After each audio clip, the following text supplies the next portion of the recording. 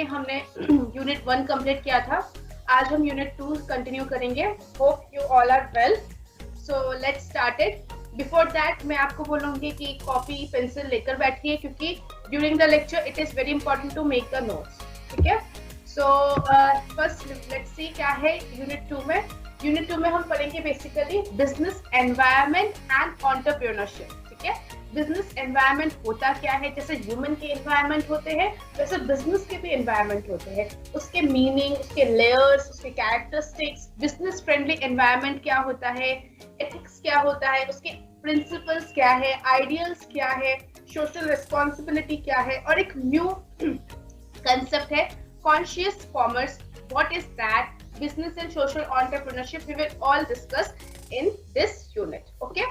So before that, what is the suggested books I have suggested? That is VK Call for Indian Author, Business Organization Management of Pearson Education Publication, and C. Basu 2017 edition, Business Organization and Management of McGraw-Hill Education Publication. Apart from that, if you want to take a reference from an international book that a foreign author, you can consider P.F. Drucker, The Practice of Management, New York, Hamper and Rowe. P.F. Drucker's PDF is easily available in the website, so you can consider that. And please stick to the syllabus I have provided you, or that is provided in the SOL website. Okay. Don't go beyond that syllabus. Okay. And apart from that, study material of School of Open Learning is also available in the SOL portal, where you can easily get access, and I have also provided the PDFs. Okay. Now let's start with the business environment. जैसे हमारा एक human environment होता है, जैसे winter होता है, summer होता है। विंटर्स में हमें गर्म कपड़ों की जरूरत पड़ती है, वुलन क्लॉथ्स की जरूरत पड़ती है। समर में हमें एसी की जरूरत पड़ती है, कॉटन क्लॉथ्स की जरूरत पड़ती है। ठीक है। रेनी सीजन में हमें अम्ब्रेलास चाहिए होता है, रेन कोट चाहिए होता है। वैसे ही इन अ सिमिलर वे बिजनेस का भी एनवायरनमेंट होता है। बिजनेस के एनवायरनमेंट कैसे होते हैं? उसके खुद के सराउंडिंग्स होते हैं, उसके खुद के एनवायरनमेंट होते हैं। Different social factors, technological factors, economic factors, इन सब में डिवीजन है। ठीक है। So what are basically business environment? Business environment refers to all external forces which affect the functioning of a business. एक बिजनेस को चलाने में जो all the internal and external forces जो अफेक्ट करते हैं बिजनेस के फंक्शनिंग को, that is termed as business environment. For example, पहले अभी न्यूली इंट्रोड्यूस्ड हुआ है गुड्स एंड सर्विस एक्ट। पहले उससे पहले डिफरेंट टैक्सेस थे, एक्साइज ड्यूटीज थे, बहुत सारे डिफरेंट लेयर्स में टैक्सेस थे। लेकिन उसकी जगह अभी एक क्यूमुलेटिव टैक्स हो गया, जिसको हम गुड्स एंड सर्विस टैक्स कहते हैं। फॉर एग्जांपल, एक प्रोडक्ट है, फॉर एग्जांपल मोबाइल फोन्स। पहले उसमें 10% टैक्स लगता था, फॉर एग्जांपल हाइपोथेटिकली, और अब फॉर एग्जांपल उसमें 18% लगता है। ठीक है। तो वो 8% का जो इंक्रीज हुआ है, उसका क्या इम्पैक्ट पड़ता है कंज्यूमर्स पर, बिजनेस पर और उसके प्रोडक्ट्स पर? ये है एनवायरनमेंट की एक चेंजेस आने पर, एक पॉलिटिकल फैक्टर इंट्रोड्यूस होने पर, इकोनॉमिकल फैक्टर इंट्रोड्यूस होने पर इन बिजनेस पर क्या इफेक्ट पड़ता है, उसके एनवायरनमेंट में क्या इफेक्ट पड़ता है, that is basically the business environment. ठीक है। The process by which the management monitor and analyze the implications of financial, governmental and technological, market and social factors to determine strengths, weaknesses, opportunities and threats to their firms are given by William F. Klug is known as business environment. अब इसको हम तोड़ के पढ़ते हैं। Business environment क्या है? एक प्रोसेस है। ठीक है। एक सिस्टमैटिक प्रोसेस है जहां पर मॉनिटर करते हैं एंड एनालाइज करते हैं कौन? Management of business. क्या एनालाइज करते हैं, क्या मॉनिटर करते हैं कि किसी एनवायरनमेंट में अगर चेंजेस आते हैं, बिजनेस एनवायरनमेंट में चेंजेस आते हैं, उसका उनके प्रोडक्ट्स एंड सर्विसेज पर, उनके स्ट्रेंथ्स, उनके वीकनेस, उनके अपॉर्चुनिटीज, उनके थ्रेट्स पर क्या इफेक्ट पड़ सकता है फर्म के। तो ये क्या है? एक monitoring and analyzing of business environment है। ठीक है। Hence business environment is multi-dimensional multi dimensional क्यों? मल्टी डायमेंशनल मतलब बहुत सारे उसके लेयर से, बहुत सारे एस्पेक्ट से एक बनता है एक बिजनेस एनवायरनमेंट, ठीक है। जैसे हम देखते हैं ह्यूमन एनवायरनमेंट में एटमॉस्फेयर है, वाटर है, लैंड है, ठीक है। ह्यूमन बींग्स से डिफरेंट डिफरेंट एनवायरनमेंट के कॉन्स्टिट्यूएंट्स होते हैं, वैसे ही बिजनेस एनवायरनमेंट के भी डिफरेंट डिफरेंट कॉन्स्टिट्यूएंट्स होते हैं, ठीक है। तो business environment is a multi dimensional complex and dynamic in nature. Dynamic in nature क्यों? क्योंकि ये डे बाय डे इवॉल्व होते हैं, चेंज होते रहते हैं। जैसे ह्यूमन एनवायरनमेंट में क्या होता है, पहले ग्लोबल वार्मिंग इतना नहीं था, ठीक है, डिफॉरेस्टेशन नहीं इतना नहीं था, लेकिन ग्लोबल डिफॉरेस्टेशन के कारण आजकल ग्लोबल वार्मिंग इतना ज्यादा बढ़ चुका है कि समर के जो मंथ के टाइमिंग्स थे वो चेंजेस हो गए हैं ऑलमोस्ट। पहले मई में बहुत ज्यादा गर्मी होती थी, लेकिन आजकल मई में उतनी नहीं होती, वो जून जुलाई में शिफ्ट हो गया है। पहले रेनी सीजन जून के एंड जुलाई में ही, आज से 30-40 इयर्स पहले भी मैंने सुना है कि जुलाई में एकदम प्रॉपर मॉनसून सेशन होता था, लेकिन अभी वो शिफ्ट हो गया है, अगस्त सितंबर तक चलता रहता है, ठीक है। तो ये ड्यू टू ग्लोबल वार्मिंग के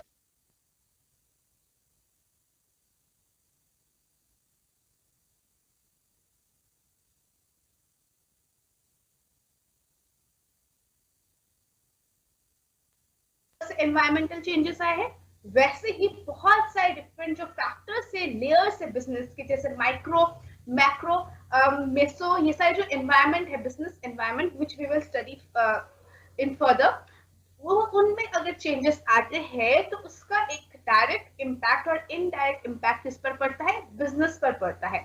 सो business environment is a multi dimensional, complex and dynamic in nature and has a long-term impact on the survival and growth of the business. यहाँ पर लॉन्ग टर्म इम्पैक्ट क्यों कहा गया है? For example 3-4 साल पहले जियो आया है, ठीक है, रिलायंस जियो इंट्रोड्यूस हुआ है, जहां पर उन्होंने फ्री इंटरनेट सबको दिया फॉर 3 मंथ्स 6 मंथ्स, ठीक है। उस कारण क्या हुआ, बहुत सारे ब्रॉडबैंड, बहुत सारे telecom service providers like Airtel, Vodafone, idea, ठीक है, तब ये आइडिया वोडाफोन का मर्जर नहीं हुआ था, लेकिन उनके वजह से उन पर बहुत ज्यादा इम्पैक्ट पड़ा, ठीक है। वो रिलायंस जियो को तो जाने के लिए बोल नहीं सकते थे, और उनके एंट्री का भी उन पर कोई वो नहीं था, उनके पास कुछ चारा नहीं था, ठीक है। तो रिलायंस जियो क्या हुआ, एक कंपटीटर हुए उनके। तो कंपटीटर भी एक कॉन्स्टिट्यूएंट्स होते हैं एक बिजनेस एनवायरनमेंट के, ठीक है। तो उनके आने से बाकी जो टेलीकॉम सर्विस प्रोवाइडर्स थे लाइक एयरटेल, जियो, उन पर एक बहुत ज्यादा इम्पैक्ट पड़ा, ठीक है। उनके सर्वाइवल एंड ग्रोथ पर बहुत इम्पैक्ट पड़ा। ऐसा हुआ कि जो वोडाफोन, आइडिया है, उनके सेल्स इतने डाउन हो गए कि उनको मर्ज करना पड़ा। तो ये सारे एक बहुत सारे इम्पैक्ट्स पड़ते हैं, वो हम लेटर ऑन पढ़ते रहेंगे विद प्रैक्टिकल एग्जांपल्स, ठीक है।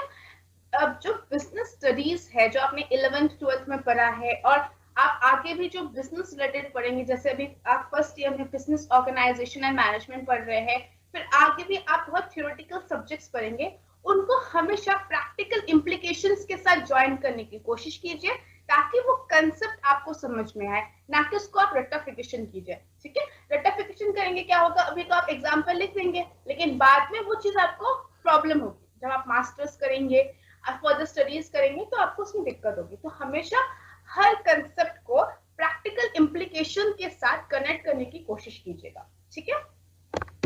Now let's move to the features of business environment. मैं आज थोड़ा जल्दी जल्दी पढ़ाऊंगी क्योंकि आपका सिलेबस ऑलरेडी एक दिन पीछे चल रहा है, ठीक है। तो थोड़ा सा कोप अप करने की कोशिश कीजिए, थोड़ा ज्यादा अटेंशन पावर दीजिए, ताकि मैं जो जल्दी जल्दी बोल रही हूँ वो आपको समझ में आए। लेकिन अगर फिर भी कोई डाउट्स होता है तो आप कमेंट सेक्शन में लिख सकते हैं, okay. Now let's come to the features of business environment.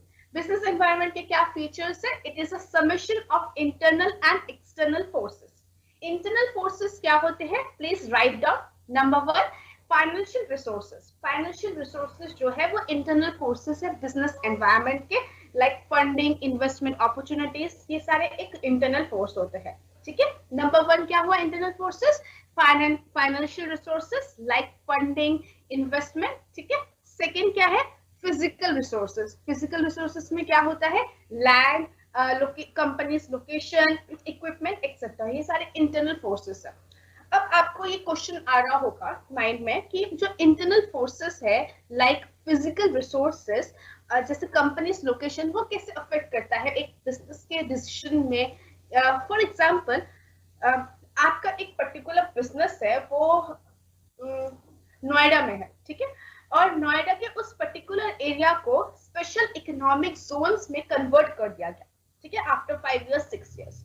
जहां पर स्पेशल इकोनॉमिक जोन्स में कन्वर्ट कर दिया जाता है उस पर्टिकुलर एरिया को, वहां पर वो सब्सिडीज बहुत ज्यादा प्रोवाइड करते हैं, गवर्नमेंट सब्सिडीज प्रोवाइड करते हैं, इंसेंटिव्स प्रोवाइड करते हैं।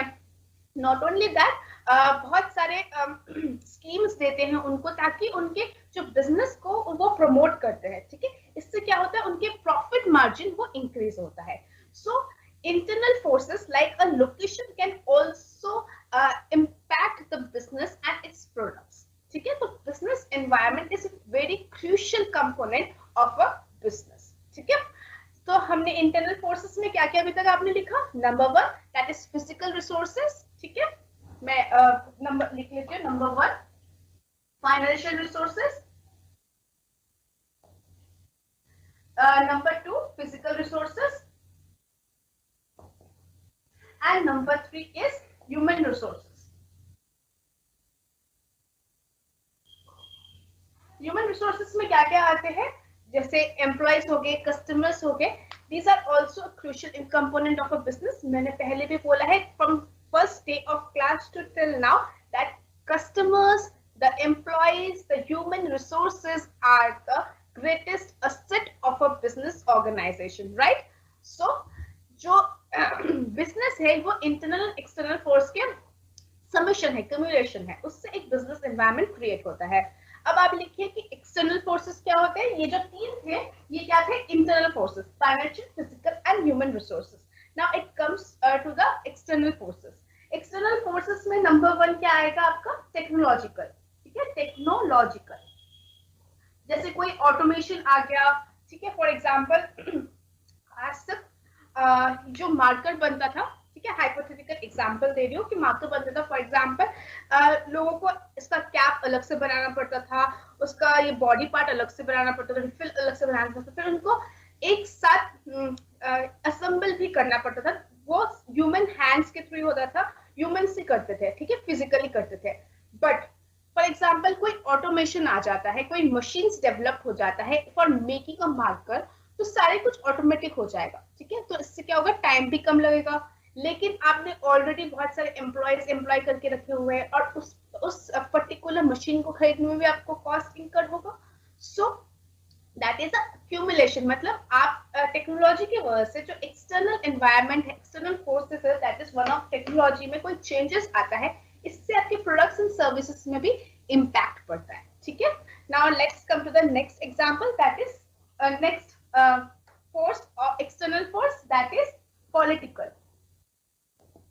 जैसे कोई पॉलिटिकल फ्लक्चुएशंस हो जाते हैं, कोई गवर्नमेंट बदल जाती है, उन्होंने बिजनेस रिलेटेड कोई डिफरेंट रूल्स दे दिया, कुछ रेगुलेशंस ला दिए, ठीक है, उसके वजह से भी इन बिजनेस पर इम्पैक्ट पड़ता है, that is also an external force. Okay, so first is technological force, second is political force, third is economical force.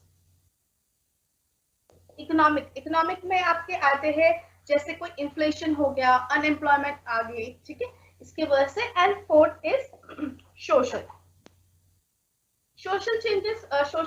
Changes में ये आते हैं आपके, जैसे जो कस्टमर्स है उनके टेस्ट और जो प्रेफरेंसेस है वो डिफर हो जाते हैं, ठीक है। कोई प्रोडक्ट्स वो आपका परचेज करते हैं, उसमें उनके टेस्ट एंड प्रेफरेंसेस चेंज हो जाते हैं, उसके वजह से भी होता है, ठीक है। So these are the 4 factors of external environment.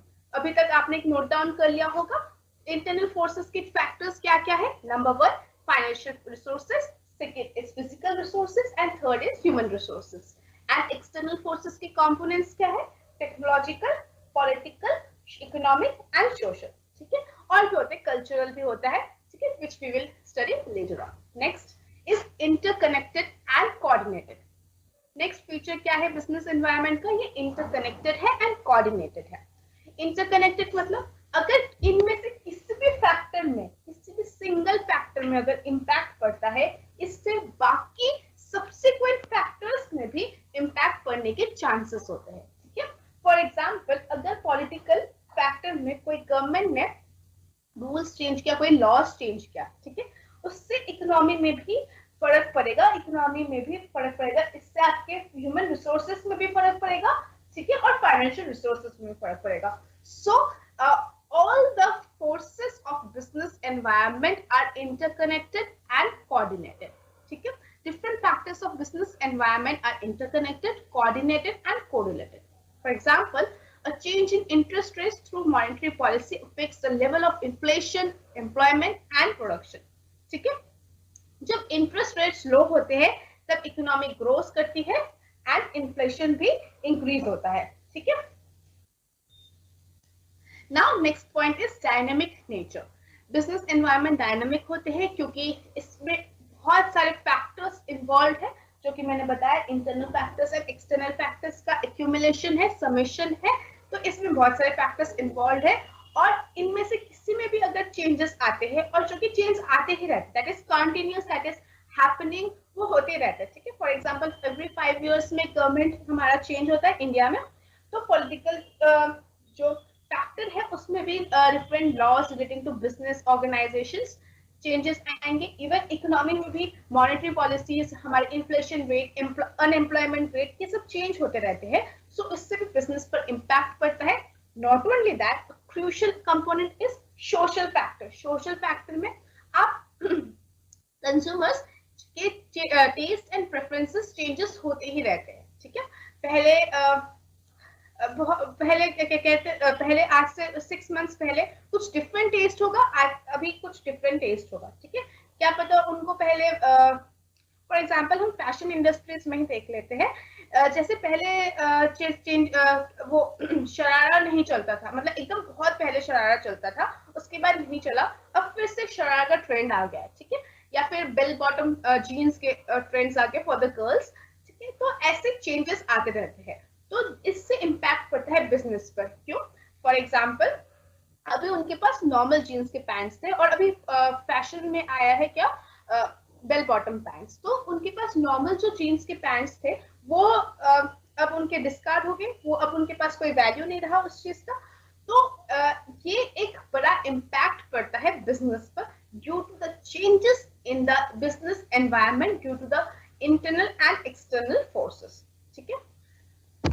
So these changes happens every time and interrelated factors which makes the business environment constantly changing. Therefore, it is said business is a dynamic in nature. Next is uncertain. जो business है, business environment के जो factors है, ठीक है, इनमें से जो मैंने भी 7 factors बताया, 3 from internal factors and 4 from external factors, which you have write down in your copy, ठीक है। इसमें से आप एक भी फैक्टर बता दीजिए जो कि प्रेडिक्टेबल है, ठीक है, जो कि डायनामिक नहीं है। इनमें से हर एक फैक्टर अनप्रेडिक्टेबल है। आप नहीं बता सकते हैं कि इन्वेस्टमेंट रेट्स क्या होगा, शेयर्स की प्राइसेस अप होंगे, डाउन होंगे, ठीक है। आप जो लोन ले रहे हैं वो बैंक से ले रहे हैं या फिर इन्वेस्टर से ले रहे हैं या फिर एक्सटर्नल अदर पर्सन से ले रहे हैं, वो कितने इंटरेस्ट रेट में देंगे, इंटरेस्ट रेट में कोई चेंजेस आएंगे या नहीं, कोई फ्लक्चुएशंस होंगे कि नहीं, आप नहीं प्रेडिक्ट कर सकते। सिमिलरली जो फिजिकल रिसोर्सेज है, जैसे लोकेशन, इक्विपमेंट ऑब्सोल्यूट हो जाता है कि नहीं, वो एकदम ही खराब हो जाता है कि नहीं, आप नहीं प्रेडिक्ट कर सकते हैं। Next is human resource. Human resource obviously is unpredictable component. कोई भी ह्यूमन बीइंग सेम नहीं होते हैं, कौन कैसा सोच रहा है, कब कैसा सोच रहा है, कोई डिसाइड नहीं कर सकता है, कोई प्रेडिक्ट नहीं कर सकता है, ठीक है।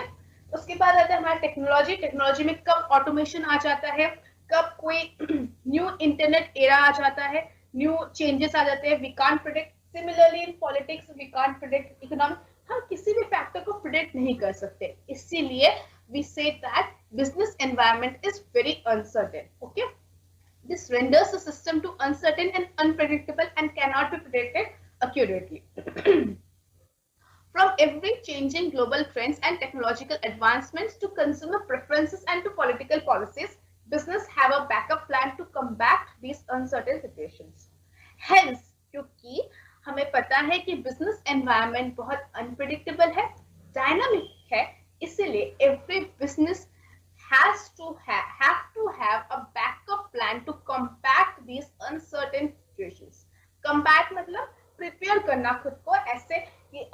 अपॉर्चुनिटी आए उससे पहले हमें एक प्रिपरेशन लेना पड़ेगा। फॉर एग्जाम्पल ह्यूमन रिसोर्सेस में हमें ऐसे लोगों को रिक्रूट करना है जो कि एक अनसर्टेन सिचुएशन में भी सर्वाइव कर सके, सस्टेन कर सके। ठीक है, फॉर एग्जाम्पल अभी जैसे पैंडेमिक आया, कोविड आया, जिसकी वजह से पूरा जो सिस्टम है लॉकडाउन में कन्वर्ट हुआ and for the 6 months 1 year पूरा सिस्टम एक ऑफलाइन स्ट्रक्चर से ऑनलाइन स्ट्रक्चर में शिफ्ट हुआ।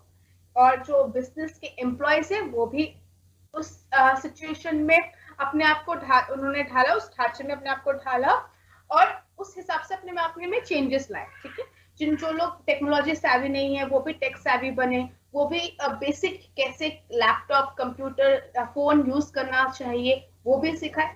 तो एक as a business organization we have to have a backup plan to combat these uncertain situations. Okay, next feature is relative.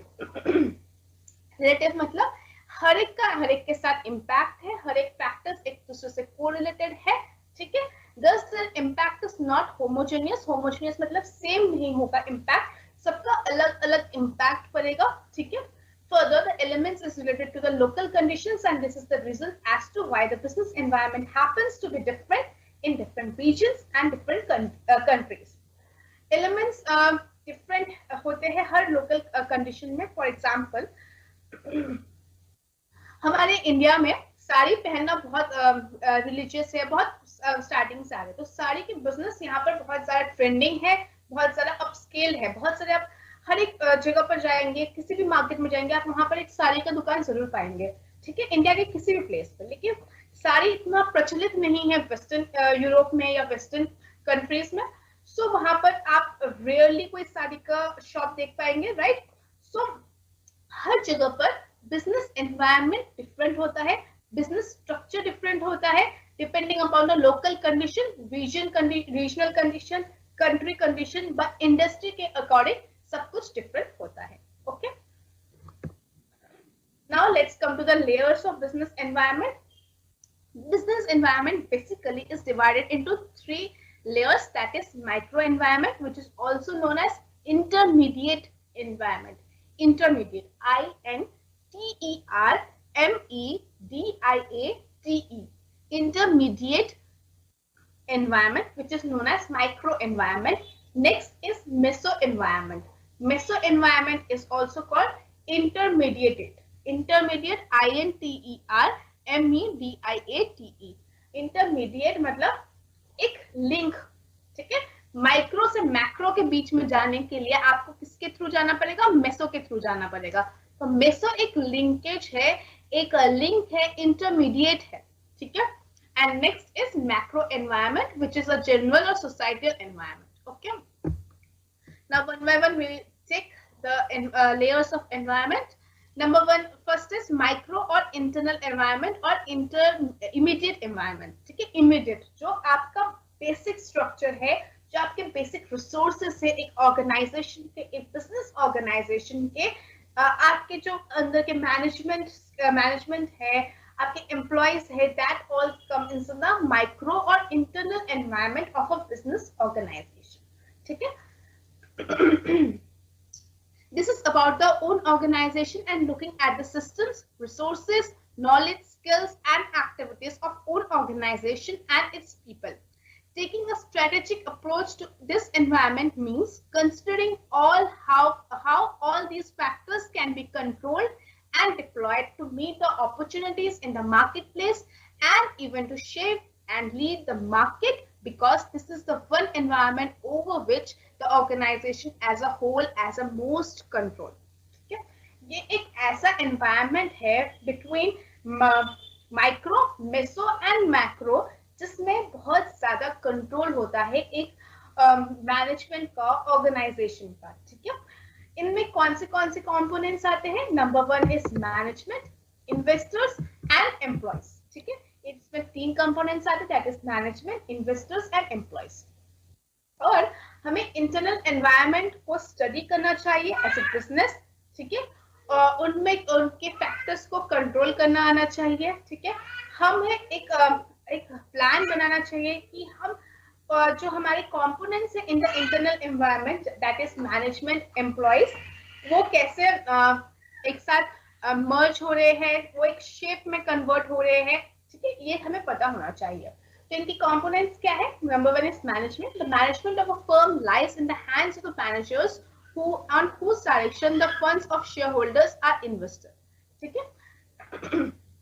Management के हाथों में मैनेजमेंट कौन करता है? एम्प्लॉय, एक ऑर्गेनाइजेशन के ह्यूमन रिसोर्सेज करते हैं, right. Human resources manages the firm through the management, through the description of funds of shareholders are investors.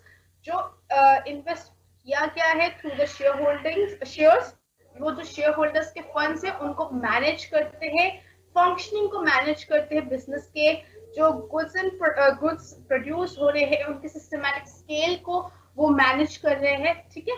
तो वो किस तरीके से मैनेज कर रहे हैं, ये एक मैनेजमेंट ऑफ अ फर्म का रिस्पॉन्सिबिलिटी है, ठीक है। Management composition and internal relationship affect the firm. Obviously आपके मैनेजमेंट का कंपोजिशन क्या है, हायरार्की क्या है, आपने किस कॉम्पिटेंसी या किस स्किल के एम्प्लॉय को, मैनेजर को आपने टॉप मोस्ट पोजीशन में रखा है, रिक्रूट किया है, उनका और बाकी जो एम्प्लॉयज है उनके इंटरनल रिलेशनशिप्स कैसे है, दीज अफेक्ट्स द मैनेजमेंट, ठीक है। एक वेल मैनेज कंपनी कौन होती है? जहां पर प्रॉफिटेबिलिटी ज्यादा होती है, ठीक है, और पुअरली मैनेज्ड ऑर्गेनाइजेशन जहां पर मैनेजमेंट ढंग से नहीं हो पा रहा है और वो लॉस मेकिंग हो रहा है, ठीक है। A consensual management provides concrete plans to execute and tackle in external environment. Skilled and competent management with good mutual bonds ensures firm development. एक consensual management is जहां पर सारे जो components है, for example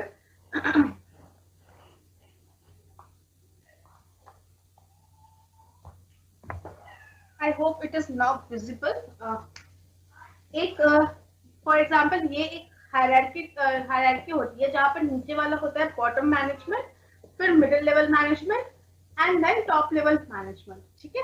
अब ये टॉप लेवल मैनेजमेंट में भी डिफरेंट कंपोनेंट्स होते हैं, ठीक है, डिफरेंट होते हैं, जैसे सीईओ हो गए, सीएफओ हो गए, सीएमओ हो गए, सीपीओ हो गया, ठीक है, ऐसे सीएक्सओ हो गए, वैसे डिफरेंट कंपोनेंट्स होते हैं। अगर इनके बीच में अगर कोई कॉन्सेंशुअल नहीं है, मतलब किसी भी डिसीजन में सब एक जगह पर राजी नहीं हो रहे, एक ढंग का डिसीजन नहीं दे पा रहे हैं, तो ये एक पुअरली मैनेज्ड कंपनी में कन्वर्ट हो जाएगा, ठीक है। लेकिन अगर सब एक everyone is dedicated towards the organisation, everyone wants to excel, to make the organisation to excel in the market place, तो एक कॉन्सेंशुअल में आएंगे, एक अग्रीड पोजीशन में आएंगे, एक अग्रीड डिसीजंस देंगे which will be helpful for the organization for its better productivity, ठीक है। Skilled and competent management with good mutual bonds ensures firm development. Rational decisions taken by management earns a firm competitive advantage and greater market share. एक rational decision making होगा among the members of the top management और competent management होगा तो इससे एक competitive advantage मिलेगा and a greater market share, ठीक है, that you will able to position your organisation in the market in a better way, right. Next component of the micro environment is investors. Investors कौन होते हैं? Share holders, जो आपके owners भी कहा जाता है ऑर्गेनाइजेशन के, ठीक है। कंपनीज क्या करती है, वो शेयर्स इशू करती है और आप शेयर्स को परचेस करते हैं, as well as you become the owner of that particular share and that particular part of the organisation in exchange for the equity investment for funds. आप इन्वेस्टमेंट करते हैं through the funds to operate the business, okay. Shareholders and investors are directly impacted by the firm's decisions and firm should ensure their wealth maximization. Firm की क्या duty होनी चाहिए? Wealth maximisation of the share holders. कैसे share के price को increase करें? Increase कैसे होगा? अगर आपका प्रॉफिटेबिलिटी इंक्रीज होगा, ठीक है, आपके मैनेजमेंट एक डेवलप वे में चलता है, आपका एक कॉन्सेंशुअल मैनेजमेंट होता है, तो एक बेटर पोजीशन होगा मार्केट में, तो that makes the share prices to increase and also आपका प्रॉफिट होगा तो आप डिविडेंड भी उनको दे पाएंगे. This makes the wealth maximisation of the share holders. Okay. और उसके बदले शेयर होल्डर्स क्या होता है, share holders exercise their rights through votes and owners on accountability of their investment and lies on the firm. ठीक है. Share holders क्या करते हैं, वोट्स देते हैं, 1 वोट फॉर 1 शेयर होल्डर, ताकि वो जो टॉप मैनेजमेंट है उनको रिक्रूट, उनको उन टॉप मैनेजमेंट के डिसीजंस को एक हामी दे सके. ठीक है कि yes we are agreed to this kind of decision. Okay. Next component of micro environment is employees. Employees एक मेजर रिसोर्सेस होते हैं ऑर्गेनाइजेशन के. एम्प्लॉयज ह्यूमन रिसोर्स एक एसेट होता है ऑर्गेनाइजेशन का, दैट इज एक biggest asset of an organisation. Employees वो एक एम्प्लॉयज जैसे गाड़ी के पहिए होते हैं, वैसे ही ऑर्गेनाइजेशन के व्हील्स है, उनसे ही ऑर्गेनाइजेशन चलता है, क्योंकि ultimately they are producing goods and services, they are doing all the functions of the business. ठीक है. सो अगर वही सब कुछ करे तो ultimately rewards of the organisation in terms of performance उनके पास ही जाना चाहिए. They should be motivated, they should be competent, they should be skilled in handling the business environment uncertainties. ठीक है.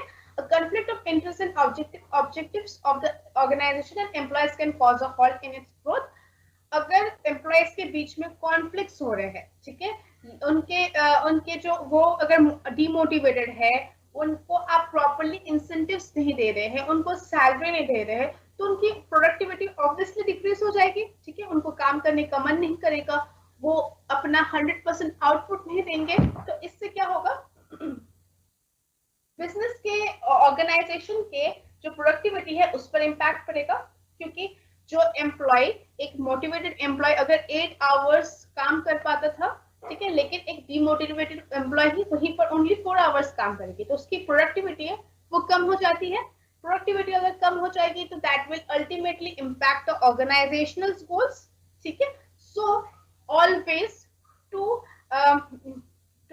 handle the business environment uncertainties, it is essential to have a competent and skilled employees who are motivated. Okay. Employee acquisition, retention, training is a vital for employee movements, and union should be sensitized with the uninterrupted operations. आपको employ के unions को भी ध्यान रखना पड़ेगा, उनके needs and wants को भी ध्यान रखना पड़ेगा. अपार्ट फ्रॉम दैट, जो एम्प्लॉय एक्विजिशन कर रहे हैं, मतलब आप एम्प्लॉय के रिक्रूटमेंट कर रहे हैं, उनको रिटेन कर रहे हैं, उनको ट्रेनिंग दे रहे हैं, डेवलपमेंट कर रहे हैं, उनको इंसेंटिव्स प्रोवाइड कर रहे हैं, इन सब में भी आपको ध्यान रखना पड़ेगा, ताकि अगर एनवायरनमेंट में कोई अनसर्टेनिटीज आती है, फॉर एग्जाम्पल, तो ये जो एम्प्लॉयज है वो उसको अच्छे से हैंडल कर सके. ठीक है. Next comes the meso environment. पहले हमने पढ़ लिया micro environment, now meso environment. Meso environment क्या होता है, एक इंटरमीडिएट है. इंटरमीडिएट मतलब एक लिंक है between the micro and macro environment. Meso environment के कंपोनेंट्स कौन कौन है, customers, suppliers, competitive firms, investors, etc. While the firm does not have much control over these, strategic planning can harmonize their impact. As the firm can affect only some control over these factors, they hugely impact the prevalence of uncertainty in the business environment. इनमें थोड़ा सा control होता है, बहुत minimal control होता है business का towards the meso environment, लेकिन mostly these are uncertain in the business environment. Okay? Now, first component is suppliers. Suppliers कौन होते हैं, जो आपको रॉ मटेरियल्स प्रोवाइड करते हैं, प्लांट एंड मशीनरी प्रोवाइड करते हैं, कंसल्टेंसी देते हैं. दीज आर द वाइटल, जिसको प्रोवाइटल भी कहते हैं in a business environment, and those that induce changes in it is frequently. इनमें चेंजेस आना भी बहुत आम बात है. ठीक है. क्योंकि सप्लायर्स जो है उनमें स्ट्राइक्स हो गया, या फिर उन्होंने अपने प्राइसेस बढ़ा दिए. ठीक है. इन सब से क्या कहते हैं, बिजनेस के जो प्रॉफिट मार्जिन है उसमें चेंजेस आते हैं, बिजनेस के ऑपरेशंस में चेंजेस आ सकते हैं. ठीक है. A smooth working of a business firm requires that it should have a stable supply of inputs such as raw materials. एक स्मूथ ऑर्गेनाइजेशन वही होता है, एक स्मूथ बिजनेस ऑर्गेनाइजेशन का काम वही चलता है जहां पर आपके सप्लायर्स स्टेबल हो. सप्लायर स्टेबल होने का मतलब क्या होता है? सप्लायर स्टेबल होने का मतलब कि आपके पास डिफरेंट डिफरेंट सप्लायर्स हो। अगर अगर कोई सप्लायर आपके जो goods and services raw material सबको प्रोवाइड कर रहे हैं, जिससे आप एक फिनिश प्रोडक्ट कन्वर्ट करके आप कस्टमर्स तक पहुंचा रहे हैं, वो सप्लायर आपको जो रॉ मटेरियल्स वो रेगुलर बेसिस पे दे, ठीक है। अगर वो उसके किसी अनसर्टेनिटी की वजह से वो नहीं दे रहा था, आपके पास कोई दूसरा सप्लायर होना चाहिए जिससे आप गुड्स रॉ मटेरियल्स प्रोक्योर कर रहे हैं, ठीक है। साथ ही साथ आपको एक एनालिसिस साथ में करते रहना पड़ेगा कि आपके प्रॉफिट मार्जिन पर कितना उसका इम्पैक्ट पड़ रहा है, ठीक है। उससे आपके ऑपरेशंस में कोई डिस्ट्रप्शन हो रहा है कि नहीं, ठीक है। तो ये सारी चीजें एक ऑर्गेनाइजेशन को सर्टेन करना पड़ता है, प्लान करके रखना पड़ता है, ठीक है। The cost of holding will thus have to borne by the organization, which will affect the margin. अगर सप्लायर्स बहुत सारे एक साथ सामान दे देते हैं, तो इससे क्या है, आपकी कॉस्ट ऑफ होल्डिंग इंक्रीज हो जाती है। कॉस्ट ऑफ होल्डिंग का मतलब क्या होता है? जैसे आपके वेयर हाउसेस है, वहां पर आपके गुड्स को आप स्टॉक आउट कर दे रहे हैं, स्टॉक इन कर दे रहे हैं, इससे आपकी होल्डिंग कॉस्ट इंक्रीज हो जा रही है, ठीक है। So these cost has to be incurred by the organisation. इससे क्या है, प्रॉफिट मार्जिन रिड्यूस हो जाते हैं, ठीक है। Hence, the organization should have good relationships with the suppliers and must have connection with multiple suppliers to mitigate the risk of uncertainty. Mitigate matlab to reduce the risk of uncertainty. Okay. Next component is customers. They are crucial to any organization as they give the organization indication of their liking and feedback of their preferences. ठीक है? वो crucial होते हैं organisation के लिए customers, क्योंकि वो वही एक मेन कंपोनेंट है जहां पर अपना प्रोडक्ट्स आप दे रहे हैं, जिनसे जो आपके प्रोडक्ट्स को यूज कर रहे हैं, जो जिन पर निर्भर कर रहा है कि आपका ऑर्गेनाइजेशन टिका होगा या नहीं, सब कुछ एक कस्टमर पर डिपेंड करता है। अगर आप एक अच्छा प्रोडक्ट दे रहे हैं उनको, तो वो लाइक करेंगे, फीडबैक देंगे उनके प्रेफरेंसेस को। So they are the receiving end to all firm operations and also signal hub for changes. अगर उनके प्रेफरेंस टेस्ट में कोई चेंजेस आ रहे हैं, तो वो ही होते हैं थ्रू फीडबैक आपको सिग्नल देते हैं, ठीक है। Customer engagement involves taking care of their needs and preferences and constantly innovating products to keep the competition at edge. Organizations have to expand the market share while also retaining the old customer base, which can be achieved by maintaining quality and standard. ठीक है। Customer engagement करना है, साथ में customers के से एक one two one interaction करते रहना चाहिए। उनके अगर कोई क्वेरीज है, उनके कुछ मिस हैंडलिंग अगर कोई प्रोडक्ट्स हुआ है, तो उनकी क्वेरीज को रिजॉल्व करनी एक बिजनेस की ड्यूटी है, ठीक है। साथ ही साथ आपको अपने जो एग्जिस्टिंग कस्टमर बेस है उसको रिटेन करना है, साथ ही साथ आपको न्यू कस्टमर बेस को भी अचीव करने के टारगेट आपको every time as a organisation रखना चाहिए। Next component of MESO environment is marketing intermediaries. Marketing intermediaries कौन-कौन होते हैं? जैसे distribution firms, wholesalers, retailers. They are responsible for stocking and transporting goods from their production site to their destination, that is ultimate buyers. ये जो distribution firms होते हैं like wholesalers, retailers, यही एक factory से, एक organization, business organization से एक end destination, that is ultimate buyers तक पहुंचाते हैं, ठीक है। They are intermediaries are reliable during the changing times to track the changing trends. जो intermediaries है वही बताते हैं कि customers का preferences क्या है, ठीक है। Basically ये एक chain है, ठीक है। जैसे ये हो गया आपका business organization, उसके बाद wholesalers, then retailers, and then ultimate customers.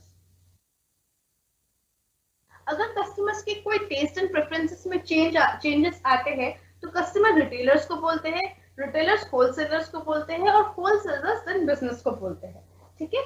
आजकल ड्यू टू ऑनलाइन प्लेटफॉर्म एक डायरेक्ट कनेक्शन है बिजनेस और कस्टमर्स का, वो थ्रू फीडबैक देते हैं, लेकिन मेनली कस्टमर्स रिटेलर्स को बोलते हैं, retailers wholesalers and wholesalers then business organisation को। तो अगर आपका कनेक्शन होलसेलर्स एंड रिटेलर्स के साथ अच्छा है तो ऑब्वियसली वो आपको सही फीडबैक देंगे। अगर वो सही फीडबैक दे रहे हैं तो आप टाइम के साथ रहते रहते आप चेंजेस ला पाएंगे, ठीक है, सो दैट आप कस्टमर्स को आप अपना प्रोडक्ट को रिटेन करवा सके, ठीक है। So these intermediaries serve as an indispensable link between organizations and customers, giving market insights. These insights can be used to develop competitive advantages on the basis of company's strengths and weaknesses. Okay. Now next is shareholders. It involves the general public affected by this organization's operations. Stakeholders, not shareholders. There's a difference between stakeholders and shareholders. Shareholders जो कि जिनको आपने equity shares आपने cell किया है, जो आपके organisation के ओनर्स भी कहा जाते हैं, दैट आर शेयर होल्डर्स, ठीक है। लेकिन स्टेक होल्डर्स कौन होते हैं? स्टेक होल्डर्स वो होते हैं जो डायरेक्टली और इनडायरेक्टली आपके गुडविल, आपके ऑर्गेनाइजेशन के गुडविल से रिलेटेड होते हैं, जैसे जनरल पब्लिक, ठीक है। आपने एनवायरनमेंट को कोई हानि पहुंचाई है तो obviously that will they are the stake holders, society is the stake holders. आपने कुछ डोनेशन दिया कहीं पर तो जो कस्टमर्स है वो आपकी सोशल रिस्पॉन्सिबिलिटी को ट्रैक कर पा रहे हैं, सोशल रिस्पॉन्सिबिलिटी को देख पा रहे हैं, तो इससे आपका गुडविल इंक्रीज होता है। तो these all are the stake holders, ठीक है। Stakeholders that is directly और indirectly related to the society, okay. It involves the general public affected by the organization's operations. Taking care of stakeholders is important as the inputs are derived from the society and output of the organization is directed towards the society. आप society से लेकर ही society को देते हो। कैसे? Society से आप resources ले रहे हो, like human resources, physical resources like land, financial resources, उनके ही इन्वेस्टमेंट्स आप अपने ऑर्गेनाइजेशन से ले रहे हो और आप उन्हीं को वापस कर रहे हो in the form of a finished goods और डिविडेंड, ठीक है। इसके हिसाब से आप उनको वापस कर रहे हो। सो goodwill, favorable responses, donations, and written buyers are the few of the reactions which a company expects from the public. Now, next component of meso-environment is competitors. An analysis of the actions of the competitors cautions the firms against threat of new entrants in the market as well as substitute products in the market, ठीक है। competitors जो है वो एक crucial component है एक meso environment के, not only meso environment as a whole, ठीक है। जो कंपटीटर्स है, फॉर एग्जांपल जैसे रिलायंस जियो ने किया था, ठीक है, कि 5 मंथ्स के लिए 6 मंथ्स के लिए हम फ्री डाटा दे रहे हैं या फिर 5 GB ब्रॉडबैंड डाटा हम एवरी डे देंगे, पर ₹5 पर GB डाटा हम देंगे, ठीक है। तो इससे क्या है, जो ब्रॉडबैंड एग्जिस्टिंग ब्रॉडबैंड कंपनीज है लाइक DTH जैसे हैथवे है, इन सब पर बेसिक इम्पैक्ट पड़ता है, ठीक है। इनसे वो अपने कंपटीटर्स को मना तो नहीं कर सकते कि आप हमारे कंपटीशन हमें मत दीजिए या फिर आप हमारे मार्केट में नहीं आ सकते, ठीक है, क्योंकि इंडिया में entry and exist of firms are easy, ठीक है, और कोई रेस्ट्रिक्शंस नहीं है, ठीक है। तो इसलिए कंपटीटर्स का इम्पैक्ट पड़ता है, क्योंकि अगर उन्होंने ऐसी कोई पॉलिसी लेकर आ गए जिससे आप पर डायरेक्ट इम्पैक्ट पड़ता है, इससे आपका कंज्यूमर बेस भी चेंजेस हो सकते हैं, आप में थ्रेट्स आ सकती है। So as a business organisation हमें अपने कंपटीटर्स को के एक्शंस को हमेशा एनालाइज करते रहना चाहिए। साथ ही साथ हमें ये देखना चाहिए कि हमारे कस्टमर बेस जो है वो हमारे साथ लॉयल है कि नहीं, ठीक है। और companies should be aware of local competitors as well as foreign and big competitors and retain the share of market by innovation and customer satisfaction. अगर आपके प्रोडक्ट में इनोवेशन है, कस्टमर सेटिस्फैक्शन है, तो automatically the consumer base will be stick towards your organization, towards the products and services rendered by your organization.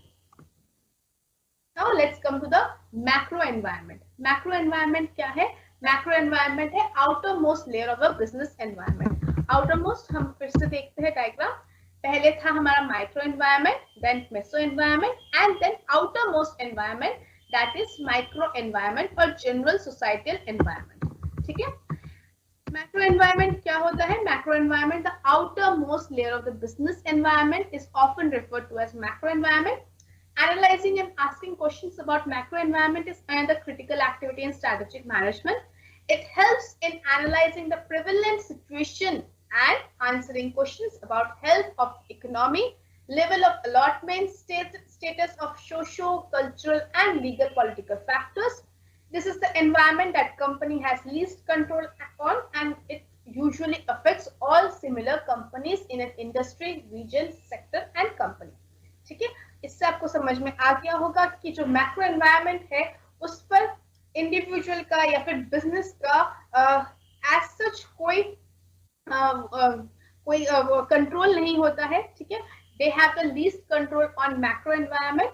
और ये जो macro environment है वो almost all industry, region, sector, country में इम्पैक्ट जरूर पहुंचाता है. ठीक है, सो to memorize the components of the macro environment, there is a framework called DESTEP framework. DESTEP, DESTEP framework. DESTEP framework, जिसमें D का मतलब होता है डेमोग्राफिक, E का मतलब होता है इकोनॉमिक, S का मतलब socio cultural factors, T is technology, E is ecological, and P is political legal. Okay, that is DESTEP.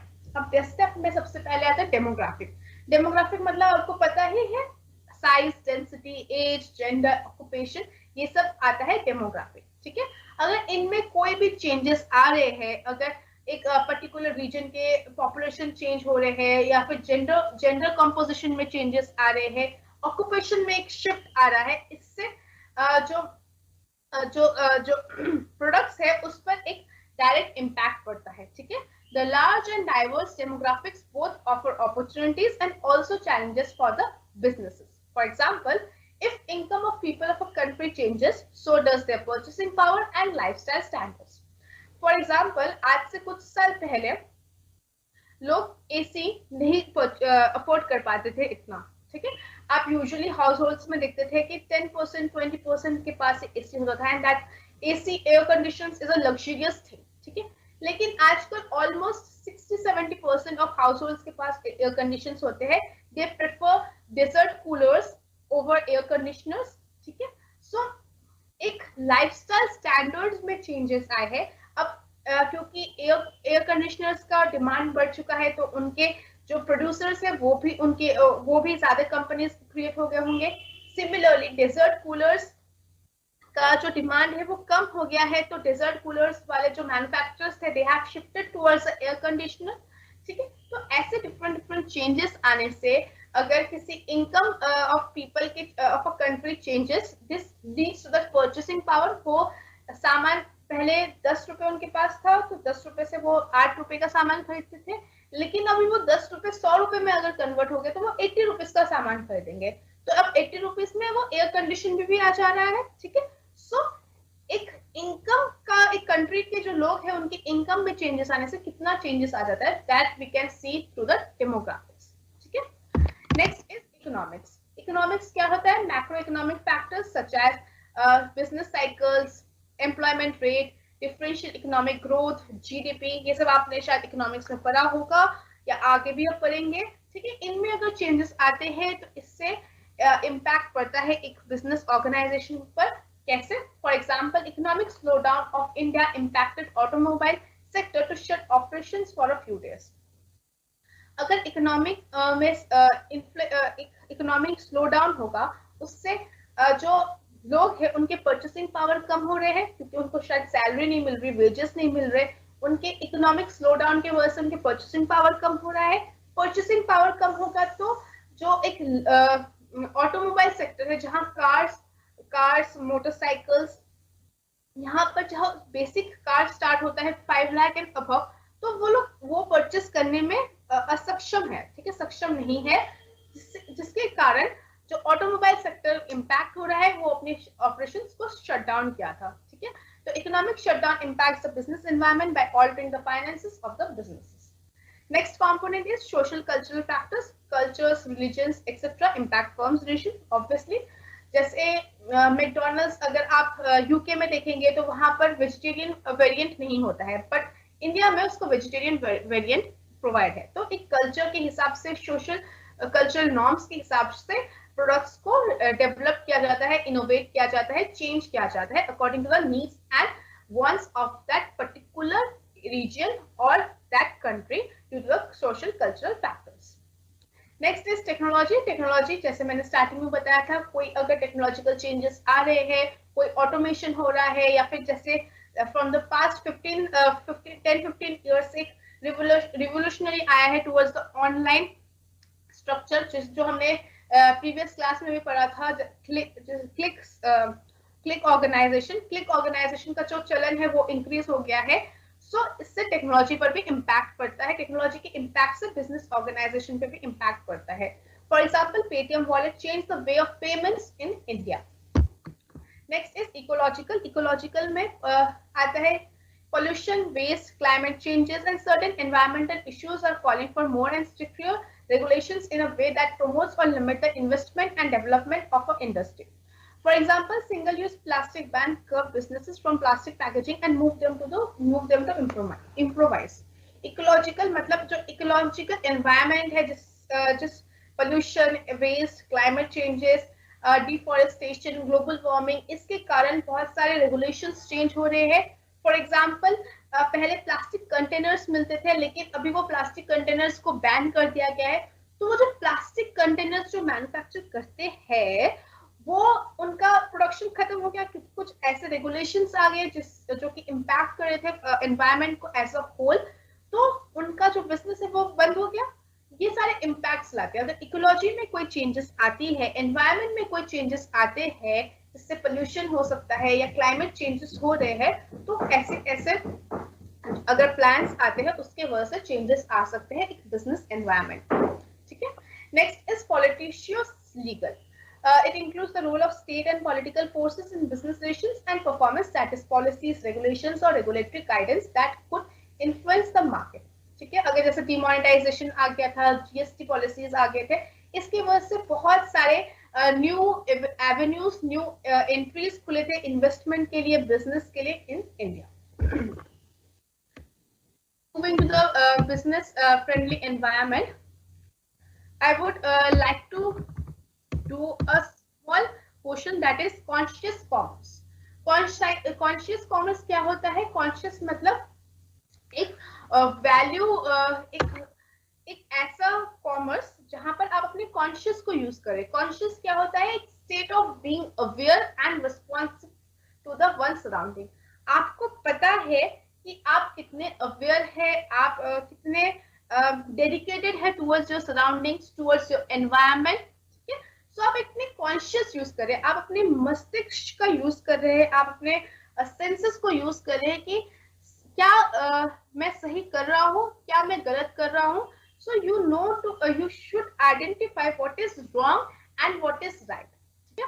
और कॉमर्स क्या होता है? कॉमर्स होता है set of all functions, business, services that affiliate sections and help in trade among economic agents of the society, right?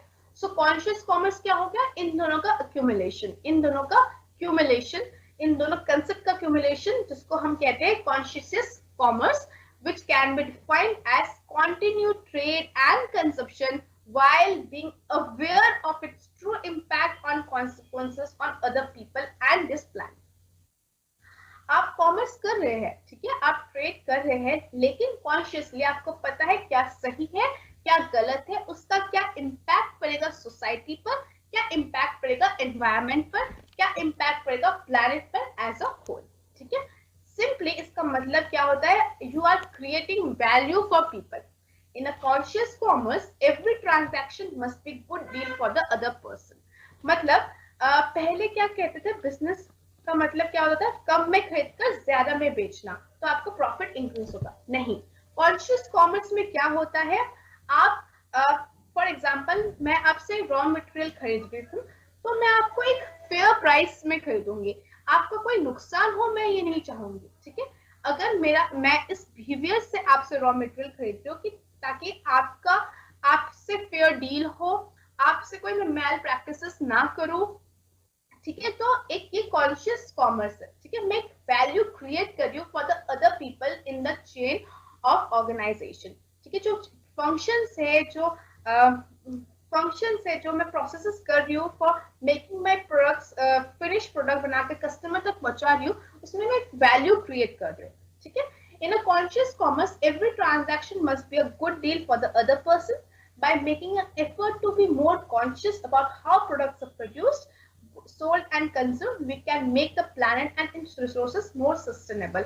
एक अच्छा businessman वही होता है जो कॉन्शियस कॉमर्स को यूज करता है, मतलब एक वैल्यू क्रिएट कर रहा है दूसरे लोगों का, किसी को हानि नहीं पहुंचा रहा है, किसी के कंधे पर पैर रखकर सक्सेस की सीढ़ियां नहीं चल रहा है, सबको एक गुड डील दे रहा है, कोई मैल प्रैक्टिसेस नहीं कर रहा है। That comes under the conscious commerce. Okay,